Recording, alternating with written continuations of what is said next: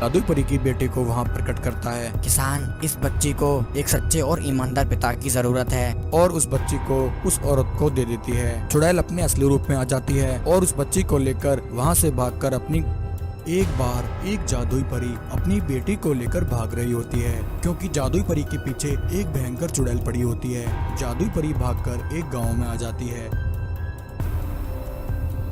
तभी उसे एक खेत में एक सांप दिखाई देता है। जादुई परी उस सांप के पास आती है और कहती है, हे नागराज, एक भयानक चुड़ैल मेरी बेटी के पीछे पड़ी है। वह मेरी बेटी की बलि देकर अपनी महारानी चुड़ैल को जीवित कराना चाहती है। कृपया करके मेरी बेटी की रक्षा कीजिए। मैं अपनी बेटी को तुम्हारे पास छोड़कर जा रही हूँ। इतना कहकर जादुई परी अपनी बेटी को नागराज को देकर वहाँ से चली जाती है।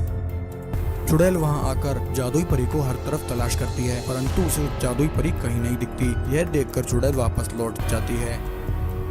वहीं उस खेत का मालिक किसान बहुत ही गरीब था। वह अपनी गरीबी से बहुत परेशान था, क्योंकि एक तरफ किसान के खेत में कोई फसल नहीं होती थी और दूसरी तरफ उसका एक बेटा था जो कि बहुत निकम्मा था। वह दिन भर कोई काम नहीं करता था और सारा दिन सोता रहता था। किसान अपने लड़के से बहुत परेशान था और भगवान से एक बेटे की उम्मीद कर रहा था। एक दिन किसान अपने खेत में खेती कर रहा होता है। तभी किसान बहुत थक जाता है और रुककर भगवान से कहता है, हे प्रभु, आप मुझ गरीब की कितनी परीक्षा लोगे। एक तो मैं अपनी गरीबी से परेशान और दूसरी तरफ मेरा नाकारा बेटा, वह किसी काम में मेरा हाथ नहीं बटाता। हे प्रभु, इससे अच्छा तो मुझे एक बेटी दी होती, वह कम से कम मेरा हाथ तो बटाती।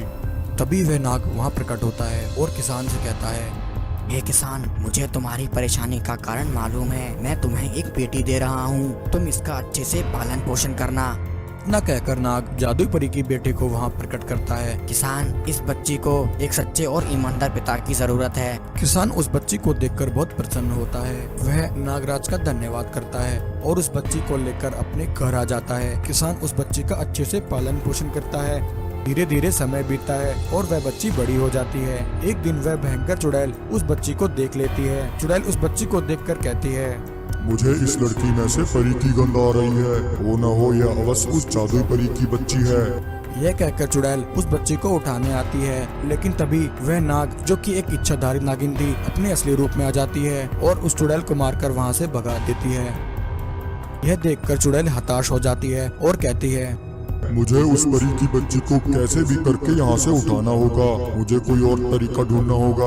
वहीं उस किसान की पत्नी बहुत लालची थी। वह किसान से कहती है, अरे जी, हम तो पहले ही बहुत गरीब थे, घर में खाने को अनाज नहीं है और तुम इस लड़की को यहाँ ले आए। यह लड़की हमारे किसी काम की नहीं है। सोना चांदी और पैसा लेकर आओ, तभी मैं तुम्हारा घर चलाऊंगी।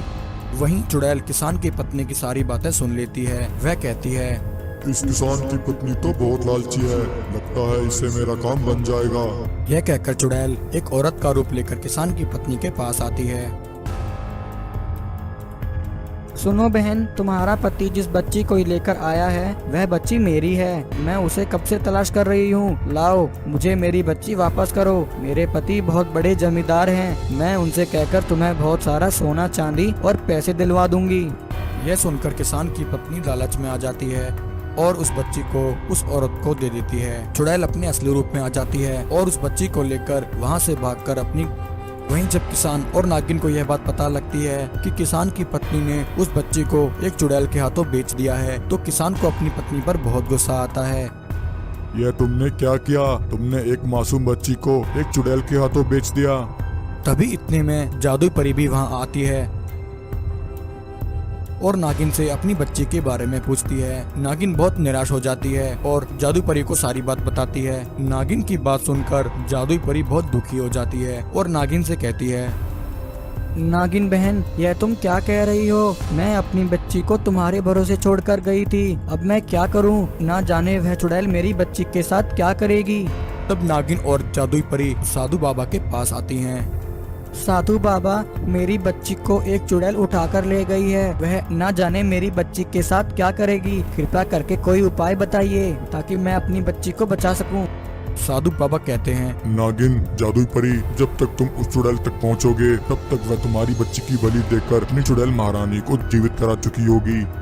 यह कहकर साधु बाबा वहाँ एक गंगा जल का मटका प्रकट करते हैं। जादुई परी, यह लो, इस मटके में पवित्र गंगा जल है। तुम इस मटके को चुड़ैल के ऊपर फेंक देना। चुड़ैल वहीं जलकर भस्म हो जाएगी। चुड़ैल के मरते ही तुम्हारी बच्ची वापस जीवित हो जाएगी। फिर क्या था, नागिन और जादुई परी बिना टाइम गवाए चुड़ैल की गुफा में आ जाती हैं। परंतु तब तक बहुत देर हो चुकी थी। चुड़ैल जादुई परी की बेटी की बलि देकर अपनी चुड़ैल महारानी को जीवित करा लेती है। यह देखकर जादुई परी को बहुत गुस्सा आता है। वह साधु बाबा का दिया हुआ गंगा जल का मटका चुड़ैलों की महारानी पर फेंकती है। गंगा जल गिरते ही चुड़ैलों की रानी वहीं चलकर भस्म हो जाती है और दूसरी तरफ नागिन भी अपनी शक्ति से उस चुड़ैल को वहीं जलाकर भस्म कर देती है। चुड़ैल के मरते ही जादुई परी की बेटी वापस जीवित हो जाती है। जादुई परी अपनी बेटी को वापस देखकर बहुत खुश होती है। नागराज मोटू कालिया राक्षस की खूब धुलाई करते हैं। एक समय की बात है, एक इच्छाधारी नागिन से उसका अंडा छीनने के लिए एक दुष्ट मोटू कालिया राक्षस और चुड़ैल उसके पीछे पड़ जाते हैं। चुड़ैल कहती है, मोटू कालिया राक्षस, जल्दी से इस नागिन को पकड़ो और इससे इसका अंडा छीन लो, वरना यह भाग जाएगी। इससे पहले कि मोटू कालिया राक्षस इच्छाधारी नागिन को पकड़ता, नागिन भागकर एक कुटिया में छिप जाती है।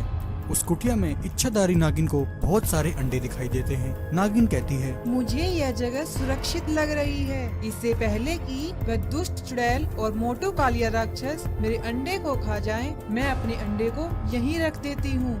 मोटू कालिया राक्षस और चुड़ैल नागिन के अंडे को ना पहचान पाए, यह सोचकर नागिन अपने अंडे को उन बाकी के अंडों में रख देती है। वहीं मोटू कालिया राक्षस और चुड़ैल नागिन को नहीं ढूंढ पाते हैं और ढूंढते ढूंढते आगे निकल जाते हैं। वहीं जिस कुटिया में नागिन ने अपना अंडा छिपाया था, वह कुटिया एक बूढ़े व्यक्ति की थी। उस बूढ़े व्यक्ति के पास कुछ मुर्गियां थीं। उन मुर्गियों के सहारे वह बूढ़ा व्यक्ति अपना जीवन यापन करता था। एक दिन एक अंडे में से निकलती उस रोशनी को देखकर बूढ़ा व्यक्ति हैरान होकर कहता है, अरे, इस अंडे में से ये कैसी रोशनी निकल रही है। आज से पहले तो मैंने ऐसा अद्भुत नजारा कभी नहीं देखा। क्या मेरी मुर्गी ने सोने का अंडा दिया है? यह सोचकर बूढ़ा व्यक्ति खुश हो जाता है। एक दिन जब वह बूढ़ा व्यक्ति नागिन के उस अंडे को लेकर अपनी कुटिया में जा रहा होता है, तभी कुटिया में जाते हुए उस बूढ़े व्यक्ति को मोटू कालिया राक्षस देख लेता है। मोटू राक्षस कहता है, अरे, यह क्या? यह तो वही इच्छाधारी नागिन का अंडा है, परंतु यह इस व्यक्ति के पास कहाँ से आया? मोटू कालिया राक्षस उसी वक्त चुड़ैल के पास जाता है और उसे सारी बात बता देता है। मोटू कालिया राक्षस और चुड़ैल उसी समय बूढ़े व्यक्ति के पास जाता है। ए बुढ़े, तेरी हिम्मत कैसे हुई हमारे अंडे को चुराने की? मोटू कालिया राक्षस, इस बुढ़े के सारे अंडे फोड़ दो और इसकी सारी मुर्गियां खा जाओ। मोटू कालिया राक्षस बूढ़े व्यक्ति के सारे अंडे फोड़ देता है। नागिन के अंडे को लेकर मोटू राक्षस और चुड़ैल भाग जाते हैं। इच्छाधारी नागिन जब कुटिया में वापस आती है, अपने अंडे को ना पाकर नागिन समझ जाती है कि कुछ तो गड़बड़ है। वह बूढ़े व्यक्ति से अपने अंडे के बारे में पूछती है। बूढ़ा व्यक्ति उसे सारी बात बता देता है। बूढ़े व्यक्ति की बात सुनकर नागिन कहती है, हे मनुष्य, तुमने यह क्या किया? उस दुष्ट चुड़ैल और राक्षस से बचाने के लिए मैंने अपना अंडा तुम्हारी कुटिया में रखा था। अगर उन्होंने वह अंडा खा लिया तो ब्रह्मांड की सारी शक्तियाँ उन्हें मिल जाएंगी और फिर वह तबाही मचा देंगे। बूढ़ा व्यक्ति कहता है, हे इच्छाधारी नागिन, जाने अनजाने मैं मुझसे बहुत बड़ी गलती हो गई। मैं आपके अंडे की रक्षा न कर सका, कृपया मुझे माफ कर दीजिए। नागिन उसी समय बूढ़े व्यक्ति के साथ चुड़ैल की गुफा में पहुंच जाती है। मोटू राक्षस बूढ़े व्यक्ति को मारने के लिए उसकी तरफ दौड़ता है। तभी वहां नागराज आ जाते हैं। नागराज मोटू कालिया राक्षस की खूब धुलाई करते हैं।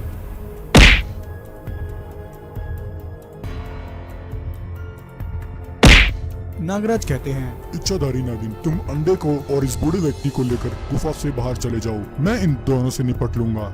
तभी नागराज गुफा से बाहर आकर सारी गुफा को आग लगा देते हैं। मोटू कालिया राक्षस और चुड़ैल उस गुफा में कैद हो जाते हैं। मोटू राक्षस नागराज से कहता है, नागराज, हमें बाहर निकालो। नागराज, हमें यहाँ से बाहर निकालो। और जलकर भस्म हो जाते हैं।